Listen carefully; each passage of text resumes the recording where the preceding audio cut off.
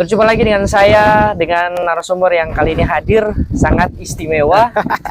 Dan ya saya hormatlah untuk narasumber kali ini. Karena yang hadir langsung kali ini adalah ketuanya, Ketua Dewan Kerja Cabang Pramuka Kota Ternate, yakni Kak Ical. Iya. Bagaimana kabar Kak Ical? Alhamdulillah baik. Gimana kabar? Alhamdulillah sangat-sangat baik. Kemarin baru sempat pulang kegiatan. Iya betul. Kegiatan pramuka namanya apa tuh Kak Ical? Jadi sebenarnya baru kemarin ya, baru 1 minggu yang lalu itu Pramuka Kota Ternate baru saja mengikuti kegiatan Raimunan Nasional ke-12 tahun 2023 di Cibubur gitu. Berapa orang per kontingen kah?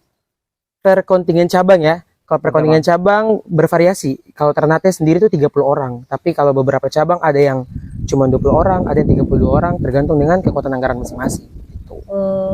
Kalau kontingen Maluku Utara, keseluruhan lah yang Kak Ical tahu. Kontingen Maluku Utara tuh hasil laporan kemarin kalau tidak salah sekitar 350 sampai 400 orang. Karena kan ada 2 cabang yang tidak ikut. Yang pertama itu Kepulauan Sula sama Morotai. Bukannya Morotai bupatinya mau inilah. Ntar tahu ya, ntar tahu. Oke, Kak Ical, kemarin itu kalau tidak salah ya, Kak Ical itu baru dilantik tanggal berapa kemarin? Kalau tidak salah 25 Juli 2023. 25 Juli 2023 dengan anggota berapa? Anggota Dewan Kerja. Dewan Kerja Cabang. Kurang lebih 21 orang. 21 orang dari masing-masing Gudep Gusepan. Iya, masing-masing Gusepan sama ranting juga ada. Ranting juga. Oke. Kira-kira nih Kak Ical dalam pembagian porsi nih di masing-masing seksi lah di Dewan Kerja Cabang. Itu dilihat daripada mereka punya kualitas kah ataukah seperti apa? Oke, jadi kalau mau bicara terkait dengan seleksi Dewan Kerja ya, sebenarnya seleksinya itu secara umum, entah dikirim dari gugus depan kah dengan kualifikasi bantara, laksana dan sebagainya secara administratif. Namun untuk masuk ke bidang-bidang itu tuh dimasukkan secara random. Kenapa random? Karena saya percaya yang namanya berproses itu bukan langsung dilihat dari kualitas pada saat itu, tapi dimulai saya dari nol. Entah nanti pada prosesnya ke depan ada sedikit salah ataupun ada miss sedikit, tidak apa-apa. Malah itu tuh lebih bagus dijadikan sebagai batu loncatan daripada diilhami sebagai batu sandungan sih. Tapi kalau Dewan Kerja Cabang itu pas musyawarah ya, musyawarah diikuti dengan kuartir cabang, ataukah seperti apa? Ataukah memang kuartir cabang dahulu atau Dewan Kerja Cabang dahulu atau kayak gimana? Oke, jadi kalau untuk Dewan Kerja sendiri kan Dewan Kerja itu alat kelengkapan kuartir ya, badan kelengkapan kuartir. Jadi otomatis untuk Dewan Kerja itu didahulukan. Karena nanti pada hasil yang dikenal dengan Muspanitra ya, Musyawarah Penegak Pandega Putri Putra. Yang nanti hasil Muspanitra ini dibawa ke musyawarah cabang. Entah ya, kalau DKC berarti cabang, kalau daerah ya berarti musyawarah daerah ataupun nasional musyawarah nasional. Karena memang mengikuti periode dari kuartirnya. Jadi ya Dewan Kerja dahulu, setelah dipilih ketua ataupun ketua dan wakil, baru nanti dibawa ke muscap. Terkait dengan anggota yang mengikuti misalkan sekretaris, bendahara, dan anggota bidang itu nanti diatur setelah musyawarah. Oke. Untuk kegiatan Raimuna kemarin baru selesai. Seluruh anggota Dewan Kerja berangkat. Ataukah yang terpilih saja? Awalnya semua, tetapi karena anggaran, jadi akhirnya yang berangkat tuh hanya 2. 2 itu ketua dan wakil ketua, dalam hal ini jadi pimpinan kontingen cabang putra, pimpinan kontingen cabang putri. Ada 1 juga, tapi dia karena kiriman dari gugus depan, jadi kita anggaplah dia tuh sebagai kiriman dari gugus depan, bukan dari Dewan Kerja. Iya, berangkat mandiri. Berangkat dari kuartir tapi gugus depan. Seperti itu. Kalau untuk kuartir cabang berangkat juga. Pengurus untuk kepengurusan tahun ini cukup ketat. Cukup ketat. Jadi di Juklak itu hanya minta peserta 2 UMPI, kemudian Pinkon 2, yang mana Pinkon itu ketua dan wakil ketua DKC, dan 1 pembina. Jadi bukan 1 pembina putra, 1 pembina putri, tapi 1 pembina kontingen. Jadi betul-betul Kota Ternate berangkat sesuai Juklak. Tidak ada istilahnya rombongan liar itu tidak ada. Oke. Untuk kesan Raimuna kemarin gimana? Bagi-bagi pengalaman lah. Oke lah. Jadi sebenarnya Raimunan Nasional ke-12 kemarin tuh banyak PR ya, banyak PR untuk Dewan Kerja Nasional ataupun Kuartir Nasional pada umumnya, karena banyak keluhan dari Iya. peserta, misalkan air yang sering mati. Kalau di Kempa Kota Ternate sendiri aman-aman saja, tapi Kempa yang lain banyak keluhan, misalkan air mati lah, ataupun ada yang bilang naturanya terlambat. Bahkan kalau di grup Kempa 3 sendiri tuh ada satu kontingen yang waktu belah tahu malah dapat mur. Sekrup ya, istilahnya sekrup. Jadi makanya itu yang jadi PR, karena harus harus dievaluasi sebenarnya. Dan kalau bicara soal evaluasi, sebenarnya Pinkonda juga bertanggung jawab, Dewan Kerja Daerah juga bertanggung jawab, karena kan keberlangsungan kegiatan itu kan ada evaluasi nih. Nah, evaluasinya kalau misalkan diminta dari Pinkonda, kan terlalu banyak Pinkonda di Iya. sana. Tapi ya harusnya Pinkonda menjadi perpanjangan tangan. Jadi ya kegiatan kemarin memang ada beberapa miss-nya, tetapi tidak mengurangi esensinya sebagai sebuah pertemuan besar penegak pandega. Emang tidak ada sistem kontrol dari panitia tiap saat gitu? Kalau sistem kontrol ada, setiap hari itu selalu dievaluasi. Namun ya lagi-lagi ketika dievaluasi pasti tetap saja di keesokan harinya akan ada miss sedikit ya. Menurut Kak Ical pribadi ya, mau bilang wajar sebenarnya tidak wajar juga ya, karena untuk sebuah kegiatan yang skala nasional harusnya lebih mantap lagi, lebih matang lagi. Iya, iya benar sih. Untuk pengurus nih, pengurus. Wakilnya siapa kemarin? Wakilnya Sri Rohati. Oh ya, Kak Sri, Kak Iya. Sri. Kira-kira untuk progres ke depan nih, apa yang dimulai dari kepemimpinan Kak Ical, Iya. pengurus langkah awal lah. Ya. Oke, kalau dari kepengurusannya Kak Ical nih, pertama tuh kita mulai dengan mengikuti semuanya berdasarkan prosedur. Jadi misalkan di Dewan Kerja tuh harusnya ada rapat pleno, ada sitpar, itu betul-betul kita lakukan. Yang mau dilaksanakannya apa ya Sitpar, kemarin? Sitpar. sidang paripurna yang akan datang kan, sitpar. Kemarin sebelum sitpar kita sudah melaksanakan rapat pleno. Jadi rapat pleno itu sudah banyak hal yang kita bahas. Yang pertama kita bahas tentang program kerja, dan juga sebenarnya tuh banyak masukan dari kakak-kakak penegak pandega yang tolong kegiatannya jangan Iya, kegiatan-kegiatan iya, yang benar, iya. nomenklatur, yang misalkan Perkemahan Wirakarya, Raimuna, Dian Pinsat, KPDK. Tolong ada satu kegiatan atau 2-3 kegiatan yang bersifat inovatif. Artinya tidak nomenklatur, tidak paten dengan tidak apa ya istilahnya, tidak itu mulu gitu. Iya. Akhirnya pada saat rapat pleno kemarin, masing-masing bidang melahirkan berbagai program inovasi, dan menurut saya itu luar biasa, karena di luar dari ekspektasi saya sendiri bahwa oh ternyata Dewan Kerja ini baru langkah awal sudah punya banyak program. Tapi ya lagi-lagi tetap harus diikhtiarkan, karena jangan sampai itu hanya sekedar jadi wacana program, tapi sampai akhir masa jabatan ternyata tidak terrealisasikan, kurang lebih seperti itu. Iya. Jadi ya langkah awal kami yang pertama tuh melakukan rapat pleno untuk menggambarkan kira-kira kegiatan seperti apa. Nah, nanti bahan ini dibawa ke sidang paripurna cabang untuk kakak-kakak dari Dewan Kerja Ranting melihat kira-kira program yang kita tawarkan nih realistis atau tidak, masuk atau tidak, ataukah mau ada kegiatan saran ataupun mau digantikan, terserah. Yang penting dari Dewan Kerja sudah menghadirkan kegiatan, tinggal disepakati bersama. Setelah disepakati baru dibawa ke rapat kerja cabang untuk disahkan. Oh oke, kegiatan ini 2023, kegiatan ini 2024 dan seterusnya.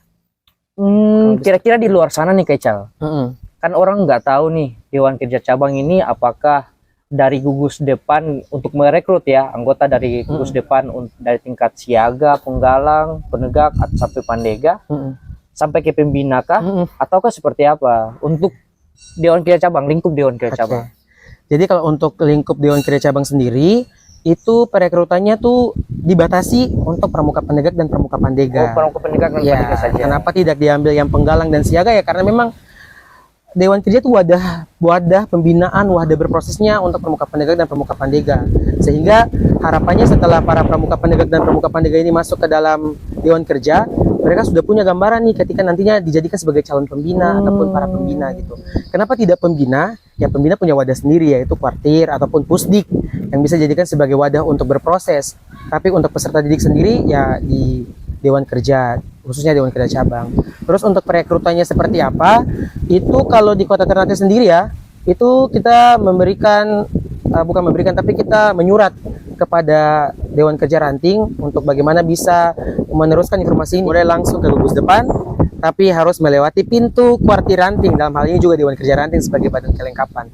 Karena tapi memang selalu kami tekankan bahwa yang punya anggota adalah kuartir Ranting, bukan kuartir cabang gitu. Oke Kak Ical, jadi untuk surat-surat yang tadi Kak Ical bahas nih, karena memang kuartir cabang itu lagi dan lagi dari kemarin ya langsung tembak ke masing-masing gugus depan. Seharusnya lewat kuartir ranting dulu. Kalau misalnya untuk kuartir ranting nih, sampai sekarang kan masih jadi polemik ya permasalahan karena ketidakaktifannya itu. Kira-kira langkah untuk Dewan Kerja Cabang itu gimana tuh? Oke, jadi kalau bicara soal kuartir ranting, memang saya dari awal waktu itu pembahasan di rapat rapat paripurna untuk Andalan, saya sempat bilang bahwa ranting itu harus diaktifkan. Kenapa saya bilang begitu? Saya pertegas malah karena bukan ranting ya, tapi Dewan Kerja Ranting juga, karena saya merasa bahwa Dewan Kerja Ranting itu selalu dijadikan sebagai alat untuk lomba tingkat. Saya langsung bilang seperti itu. Iya, benar. Karena memang itu berkaca di 2017 juga. Waktu itu saya juga bagian dari Dewan Kerja Ranting, dan saya merasakan bahwa Dewan Kerja Ranting dijadikan sebagai alat untuk melancarkan yang namanya lomba tingkat tadi. Gitu. Lomba tingkat itu kan lomba penggalang. Tingkat penggalang. Lomba bergengsi ya. Iya, yang 5 tahun sekali kan. Iya. Jadi 2017, 2020 kan ada lagi. Jadi makanya yang teman-teman Dewan Kerja Ranting yang di tahun 2022 itu betul-betul saya jaga supaya mereka tetap aktif. Makanya alhamdulillah di tahun ini itu ada beberapa Dewan Kerja Ranting yang masih aktif. Misalkan Utara juga masih aktif, Tengah kebetulan mau Muspanitra luar biasa juga, kemudian juga Selatan baru habis Muspanitra luar biasa. Oke. Baik Kecal, untuk ada nih polemik-polemik selanjutnya nih. Biasanya kan dari cerita-cerita orang-orang Ternate itu tentang bercerita di belakang tentang program-program kerja Dewan Kerja Cabang yang kadang sudah susun tapi tidak terjadi, sudah susun tidak terjadi. Itu gimana tuh? Oke. Kalau mau bicara terkait dengan kritikan ataupun bahkan istilahnya hujatan mungkin ya, atau kita mau berbicara tentang sebuah struktur organisasi yang kemudian punya program namun tidak dijalankan, kalau saya pribadi sebenarnya tidak dijadikan itu sebagai bahan untuk membela diri. Artinya dari Dewan Kerja sendiri tidak harus seperti istilahnya, ketika ada istilahnya cerita-cerita dari belakang tadi, malah itu harusnya dijadikan sebagai motivasi dan dijadikan sebagai pecutan. Kenapa sih bilang pecutan? Karena ya itu kan bentuk kritikan dari bawah. Kenapa tidak didengarkan, kemudian dievaluasi kembali dan dilaksanakan programnya. Makanya sempat berapa kali saya juga dengar kayak banyak yang mengkritik terkait dengan Dewan Kerja. Saya malah menerima itu dengan berbesar hati. Artinya selama itu tidak melecehkan nama secara personal ya, tapi mengkritisi sebuah organisasi ya sah-sah saja menurut saya. Tetapi kalau misalkan sudah personal, misalkan si Ani begini, tapi konteksnya sudah bukan tentang Dewan Kerja ataupun programnya, ya saya kira itu harus ada pembelaan diri. Jadi ya kalau misalkan ada kritikan tetap harus diterima, dan juga sebagai Dewan Kerja ini bukan tempat untuk untuk berleha-leha bahwa kita punya posisi, kita punya jabatan, kita punya tempat untuk melakukan apa saja. Bukan begitu konsepnya, tapi sebenarnya dengan menjadi Dewan Kerja berarti sudah siap untuk dilempar berbagai kritikan sebenarnya. Begitu. Jadi ya kalau misalkan ada yang istilahnya cerita-cerita dari belakang terkait dengan program Dewan Kerja, ya kami tetap akan mendengarkan itu, tapi lebih baik langsung. Iya, lebih baiknya langsung ke Dewan Kerjanya. Makanya lagi-lagi Dewan Kerja punya media sosial yang mungkin bisa digunakan untuk mengkritisi. Kalau misalkan malu dengan akun sendiri, bisa pakai akun. Iya, dengar tuh guys. Tidak soal begitu, karena memang ini wadah untuk belajar. Belajar tuh tidak serta merta benar selalu kan, pasti tetap ada salah-salahnya. Jadi perlu ada kritikan, kurang lebih seperti ini. Kriteria pemimpin yang lebih baik nih kayak gini. Amin ya, amin. Bismillah. Kalau untuk kegiatan nih Kecal, biasanya kan kalau di Dewan Kerja itu, kalau disusun kegiatan ini tiba-tiba diajukan ke kuartir nggak setuju, berarti kegiatan ini hangus dong, atau kayak gimana? Jadi misalkan nih Dewan Kerja punya rancangan program, misalkan ada 10 program atau 8 program gitu. Nah di saat rapat kerja itu kan kita menyuarakan nih program dari penegak pandega seperti ini. Kemudian juga pasti ada dari siaga, ada dari penggalang, kemudian ada juga dari bidang-bidang yang lain. Misalkan ada program yang tidak di ACC pada saat itu, maka dia akan dibawa lagi ke program yang tahun depan sebagai acuan tahun depan. Bawa lagi, jadi selama satu periode itu program-program itu tetap akan dibawa. Tapi pasti akan dilaksanakan. Dan juga kalau misalkan mau lihat hasil rapat paripurna kemarin, rapat plenonya Dewan Kerja, program kami sebenarnya yang inovasi itu tidak berat-berat amat sih. Artinya walaupun kecil-kecil tapi ini inovasi gitu, dan artinya ini juga punya tindak lanjut yang lebih panjang. Jadi harusnya ya aman-aman saja sih gitu. Jadi kalau misalkan ada kegiatan yang tidak di ACC, maka di tahun depan tetap diajukan lagi. Oke, siap. Oke guys, selain itu Kak Ical ini selain dari Pramuka, Ya, Kak Ical ini adalah seorang duta genre, duta apa lagi Kak duta Ical? bahasa. Oke, duta apa lagi? Duta sampo lain ya itu kayaknya. Karena rambut tidak Iya. panjang deh. Oke, karena berbagai macam duta yang Kak Ical cukup dibilang berprestasi lah selain dari Pramuka. Kira-kira wadah dari genre, wadah dari bahasa dan Pramuka lebih enak mana sih Kak Ical? Oh, ini kalau bicara enak ya. Kalau bicara enak sebenarnya kan relatif ya. Kalau misalkan kita mau bicara tentang enak dalam konteks di support yang betul-betul anggaran full dan sebagainya, jadi duta. Kenapa saya bilang jadi duta? Karena duta mana dulu nih? Dua-dua. Oh, dua-dua. Kenapa Oke. saya bilang dua-dua? Karena memang mau jadi duta genre ataupun duta bahasa kan punya mitra di instansi. Nah, instansi itu betul-betul menjadikan duta itu sebagai perpanjangan tangan. Artinya untuk menyuarakan program-programnya ya Iya. duta yang menjadi orang yang tepat, apalagi sasarannya kepada pemuda ataupun remaja. Orang yang tepat. Orang. Oke, orang yang tepat. Ya, orang yang tepat untuk menyampaikan kepada Oke, remaja, siap. terlebih seperti itu. Namun ya, kalau duta kan periodenya cuma 1 tahun. Jadi untuk bisa mengedukasi ataupun menginspirasi ya hanya pada saat menjabat. Tapi selebihnya tuh ya tetap menginspirasi, namun dengan apa ya? Sudah tidak dengan titelnya, karena titelnya kan pasti ada penerus-penerusnya gitu. Tapi kalau mau bicara tentang membangun kapasitas diri ataupun meningkatkan kapasitas diri, Pramuka masih tetap menjadi yang terbaik lah. Oke, siap. Kenapa saya bilang Pramuka? Karena sebenarnya Pramuka yang menghantarkan saya untuk menjadi duta genre dan duta bahasa. Iya, Kemampuan public speaking, kemampuan kekuatan mental untuk bisa berdiri di depan orang banyak, itu Pramuka yang menggodok itu. Jadi kalau misalkan ikut duta dan merasa, oh duta ini kayaknya yang paling enak daripada Pramuka, menurut saya itu tidak adil rasanya, tidak elok rasanya, karena saya berproses di Pramuka juga kan sudah 11 tahun, 10 tahun, Iya, 11 tahun. Jadi tidak elok rasanya ketika membandingkan yang 1 tahun dengan yang 10 tahun. Jadi ya kalau mau bicara enak, semua punya enaknya, tapi ya masing-masing juga punya minusnya sih kalau seperti itu. Selain dari duta. Oke, selain dari duta, dulu Kak Ical ambil ini jurusan apa?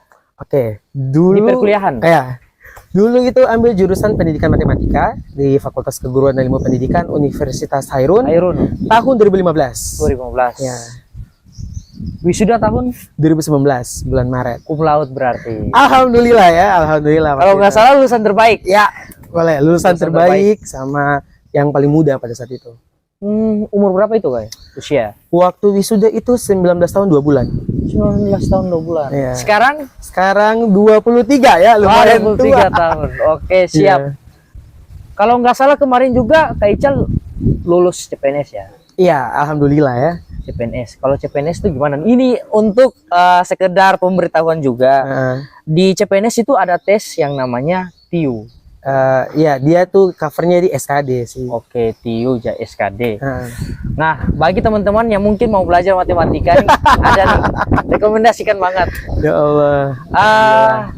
CPNS lalu penempatannya di Di Taliabu. Taliabu. Nah, yang herannya Altu itu, Kak Ical di Taliabu, tapi mayoritas lihat banyak di sosmed Kak Ical tuh di Ternate. Apakah dari Taliabu pulang pergi Ternate ataukah kayak gimana Kak Ical? Oke. Jadi kenapa memang Kak Ical agak sering ya di media sosial bahwa oh di Ternate terus begitu. Mungkin beberapa orang juga pasti bertanya-tanya. Yang pertama, ada beberapa kepentingan sekolah yang memang mengharuskan kita berurusan dengan dinas di sini, misalkan dinas di Sofivi. Sudahlah kalau misalkan Taliabu itu kayak Tidore, Baku sebelah dengan Ternate ya oke lah. Tapi posisinya kan dari Ternate ke Taliabu itu kan butuh waktu 2 hari. Kemudian untuk anggaran, misalkan Pulang ada pergi. namanya anggaran pulang pergi yang harus tanggung sekolah kan cukup besar ya. Sedangkan anggaran yang dimiliki sekolah juga terbatas. Jadi selagi ada kepengurusan di sekolah, jadi Kak Ical kayak maksimalkan sini dulu sampai kepengurusan di sekolah aman, kembali lagi. Tapi tetap mengajar via daring. Mau tidak mau, sebenarnya bukan mau tidak mau, tapi kebetulan juga guru-guru di sana dan Kak Ical juga bagian dari di sana yang merupakan orang Ternate ya. Selebihnya semuanya orang sana asli, ada juga orang Manado lah, orang Kendari. Akhirnya ya sebagai orang Ternate berpikir ya ini juga anggap saja apa ya, tanggung jawab tambahan. Jadi akhirnya Kak Ical lebih banyak di sini untuk mengurusi beberapa hal, misalkan kayak uangan juga, karena kebetulan juga Kak Ical bendahara sekolah.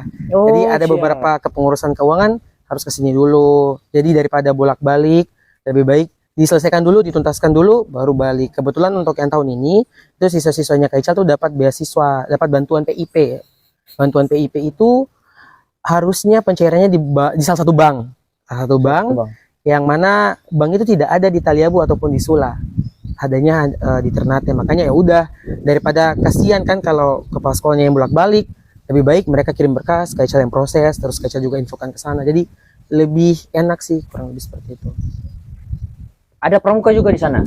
Ada di pramuka sana. Baru dibentukkah atau kan seperti apa Kak Ical? Pramukanya sudah lama. Kurang lebih sekitar, sekolahnya tuh berdiri tahun 2016. Jadi pramukanya kurang lebih sekitar 2017-2018 lah. Bahkan Kak Ical juga digadang-gadang mau jadi ketua Gudep, cuman Kak Ical tidak mau. Di Taliabu itu kan ada ini Kak David. Iya, Kak David, iya. Kak David. Sekali-sekali sampaikan ke Kak David. Iya. Jangan cuma ngurusin tarian.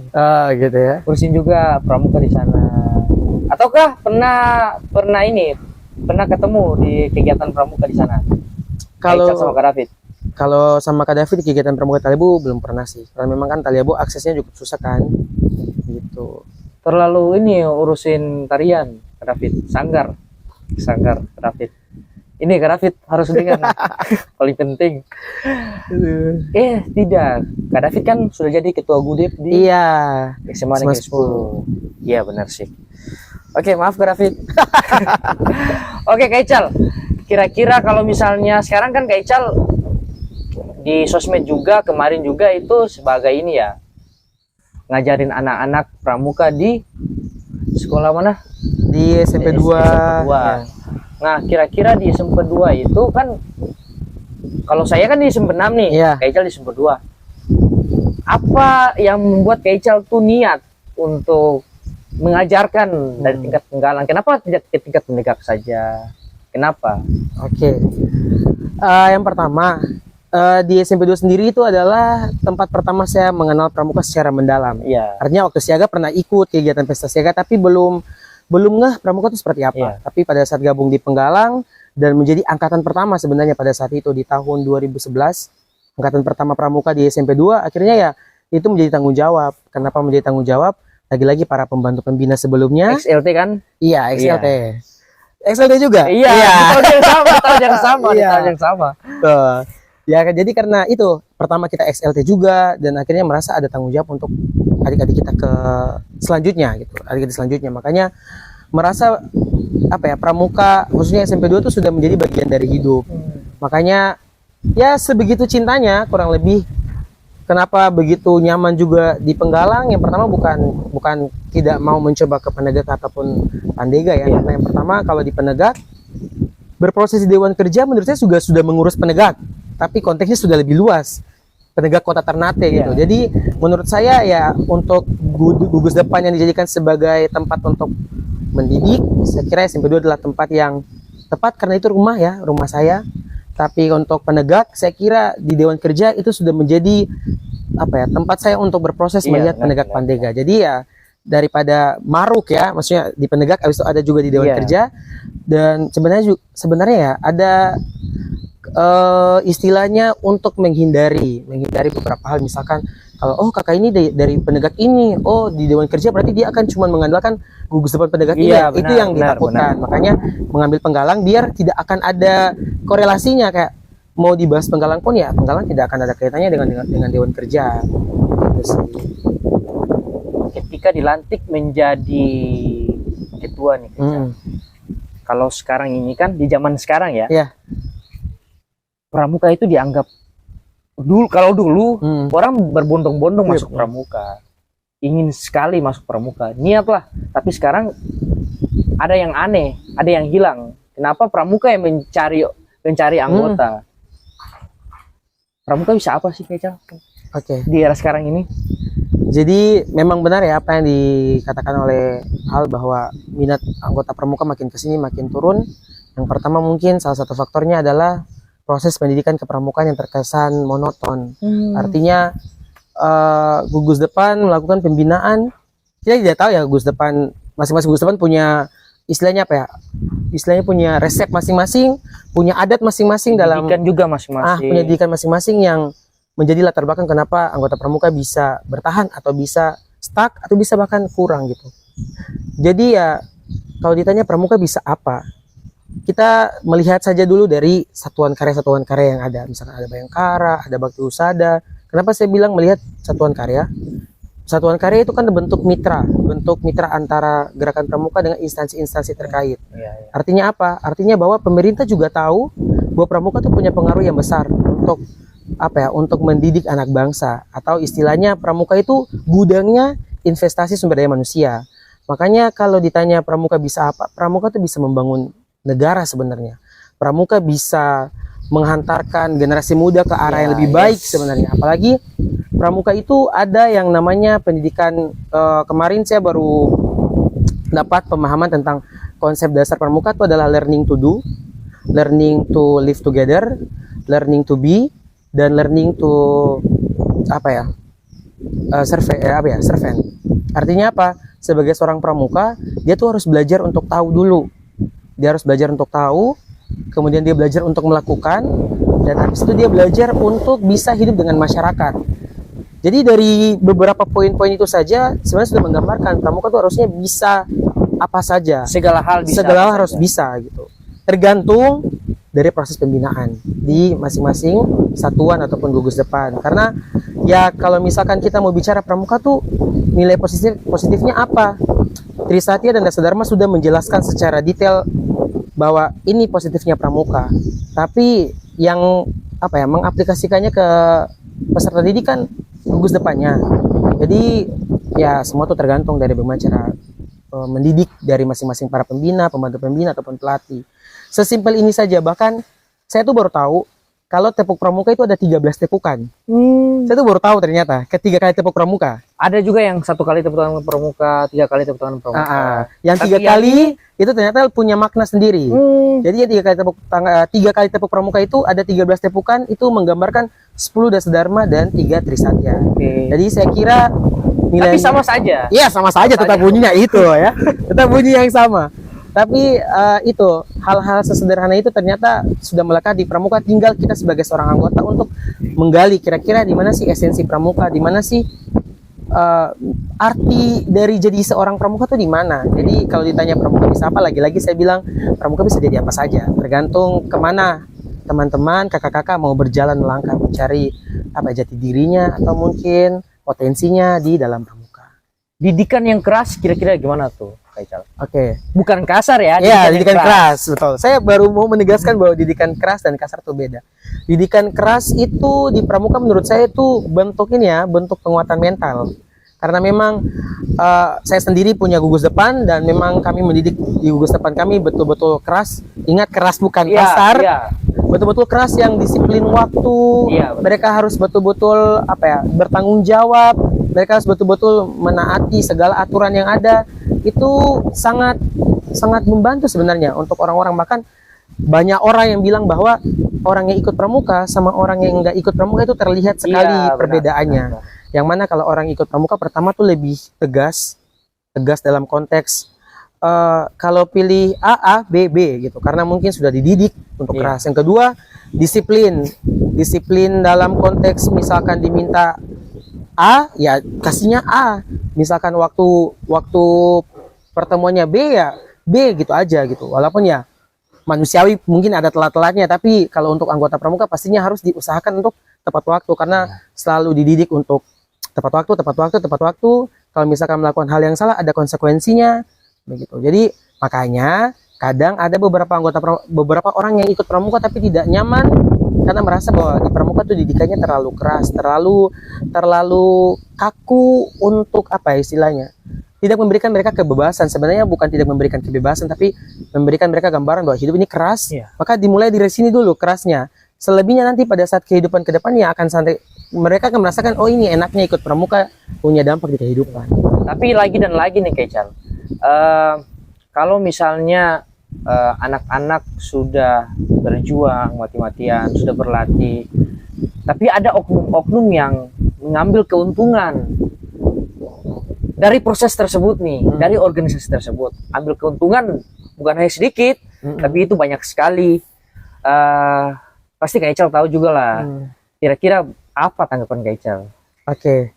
Jadi ya sebagai orang yang memang berproses di Pramuka kurang lebih 10-11 tahun di Kota Ternate ya khususnya, memang tidak bisa dimunafikan bahwa hal-hal seperti itu sering terlihat gitu.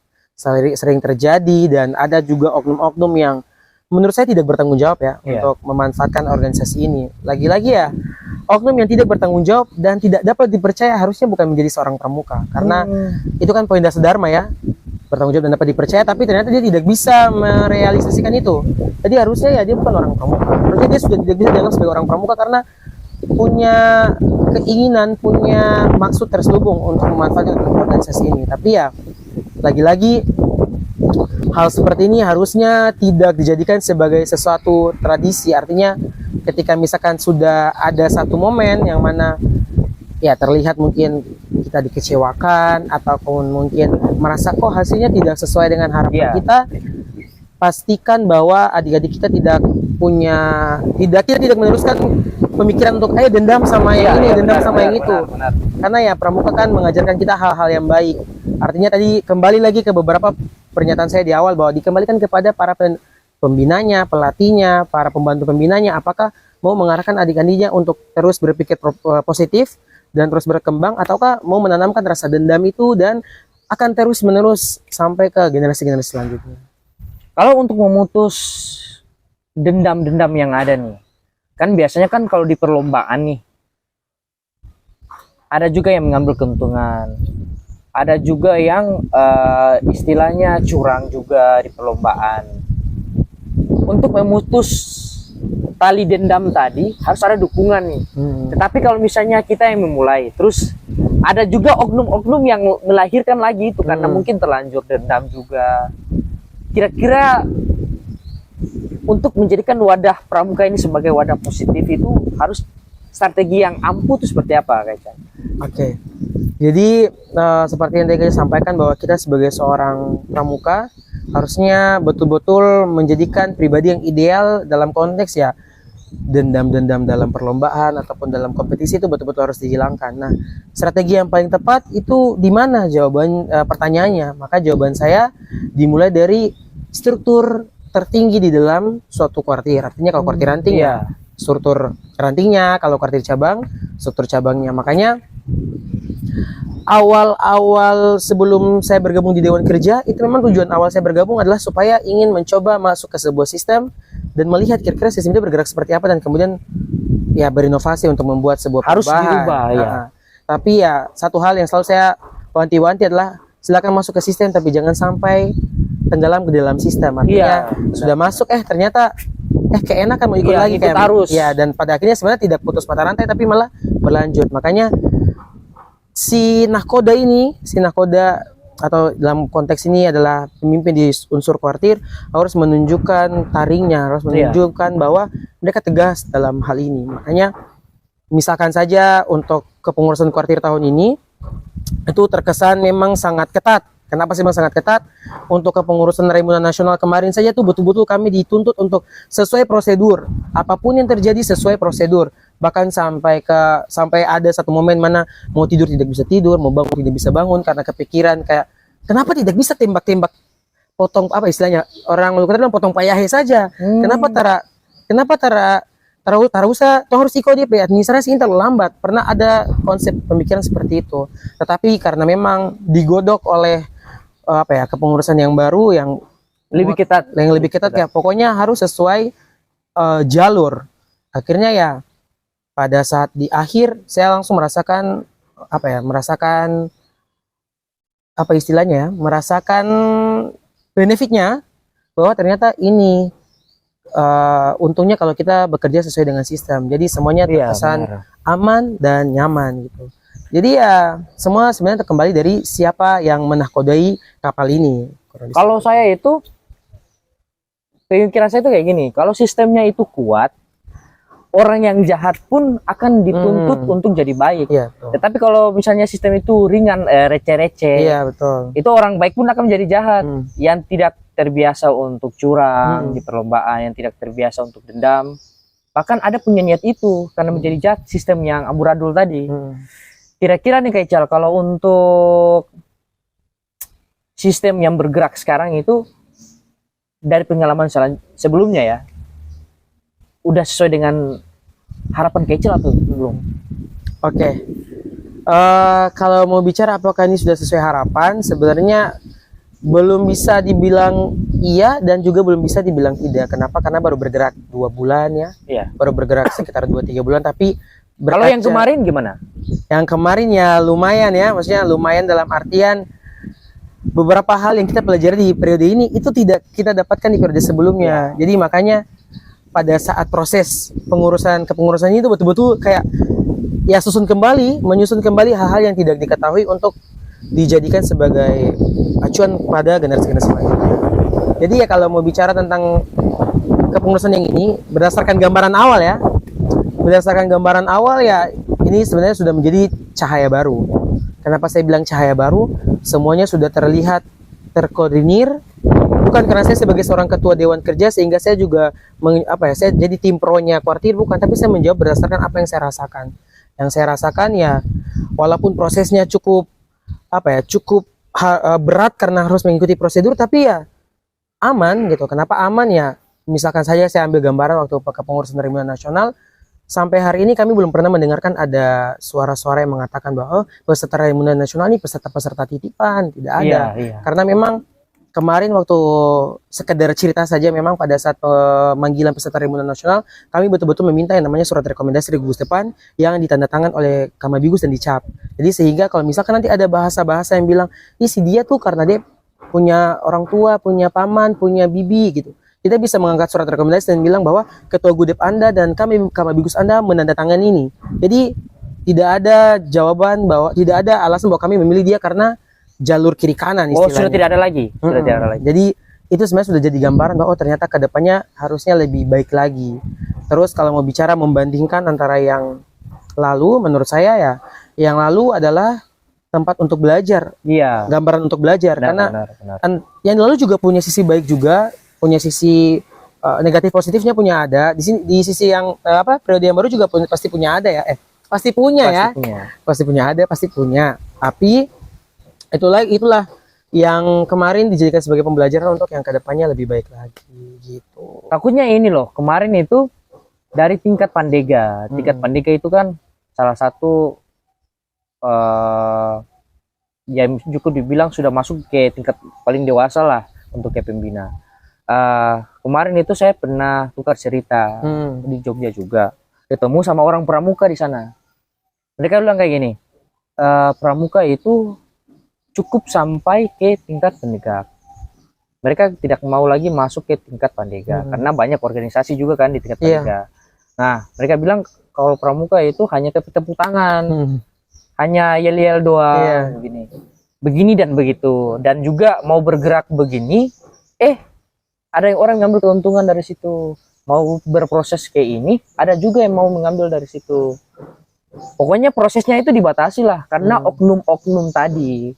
Nah, sekiranya tingkat Pandega yang dari Jogja itu ada orang lah teman saya bilang kayak gini, sekiranya itu sistem yang kemudian diperbaiki harus sistem yang mendukung ke tingkat penegak Pandega terlebih dahulu, dimulai dari Dewan Kerja Cabang.